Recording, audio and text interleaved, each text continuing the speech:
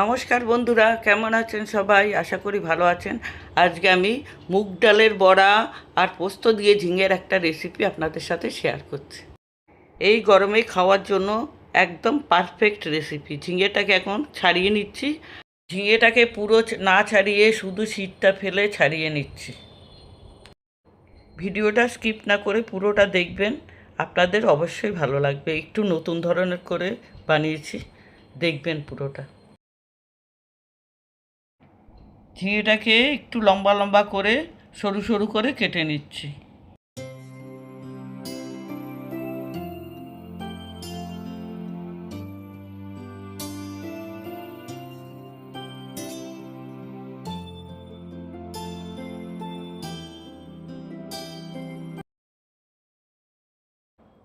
ঝিঙেটা কেটে নেওয়ার পর এখানে একটা ছোট সাইজের আলুও দিয়েছি। এবার ডালটাকে সঙ্গে একটু আদা আর কাঁচা লঙ্কা দিয়ে বেটে নিচ্ছি। ডালটা বেটে নেওয়ার পর একটু নুন আর হলুদ দিয়ে ভালো করে একটু ফেটিয়ে নিচ্ছি।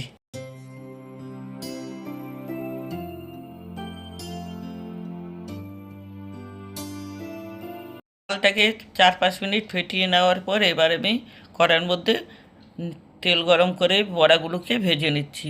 মুগ ডালের বড়া কিন্তু ভীষণ মুচমুচে হয়, কিন্তু নরম থাকে ভেতর থেকে, একদম শক্ত হয়ে যায় না। ছোলার ডালের বড়া যেমন শক্ত হয়ে যায়, এগুলো বেশ ভেতরে নরম থাকে, উপর থেকে মুচমুচে হয়। বড়াটাকে দেওয়ার পর একটু ঢেকে দিচ্ছি, তাহলে ফুলে ফুলে উঠবে।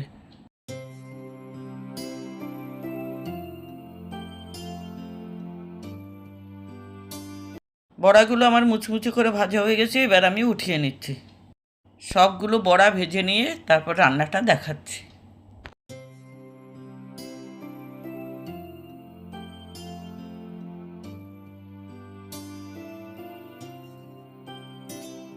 সব বড়াগুলো আমার ভাজা হয়ে গেছে, উঠিয়ে নিচ্ছি।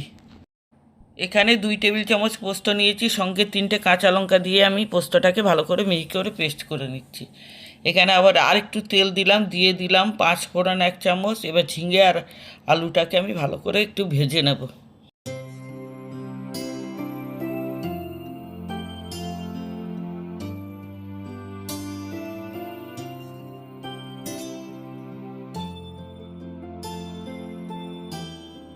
একটুখানি ভেজে নিয়ে দিয়ে দিচ্ছি 1/2 চামচ নুন আর 1/2 চামচ হলুদ। এবার আমি ঝিঙেটাকে একদম ভালো করে লাল লাল করে ভেজে নেব।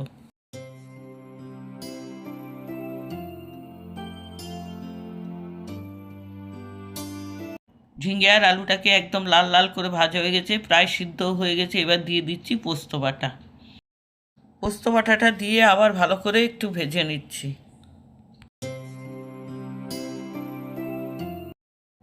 পোস্তটাও ভালো করে ভাজা হয়ে গেছে, এবার দিয়ে দিলাম 1 চামচ চিনি। জল দিচ্ছি, একটু বেশি পরিমাণে জল দেবো। মিক্সিটা ধুয়ে একটু জল দিয়ে দিয়েছি, কারণ ভাজা বড়াটা এর মধ্যে দেবো। বড়াতে অনেকটাই ঝোল টেনে নেবে, এই জন্য একটু ঝোল ঝোল রাখছি।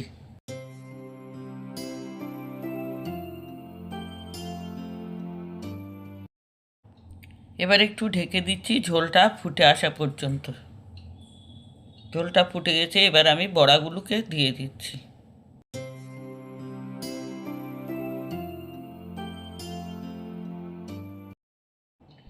এবার আরেকটু নুন দিয়ে দিচ্ছি।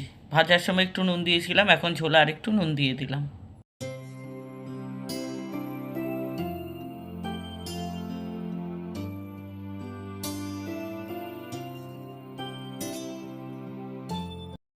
আগে পোস্ত বাটার সঙ্গে 3টে কাঁচা লঙ্কা দিলাম, এখন আবার 4টে কাঁচা লঙ্কা চিড়ে দিয়ে দিলাম। আপনারা আপনাদের ঝাল ইচ্ছানুসারে দেবেন। রান্নাটা এখন পুরোপুরি হয়ে গেছে। আপনারা চাইলে এই সময় একটু কাঁচা তেল দিতে পারেন, কিন্তু আমাদের বাড়িতে কেউ কাঁচা তেল দেওয়া পছন্দ করে না, তাই দিলাম না। রান্নাটা নামিয়ে নিচ্ছি। আজ তবে এখানে রাখছি, ফিরে আসবো অন্য কোনো একটা রেসিপি নিয়ে।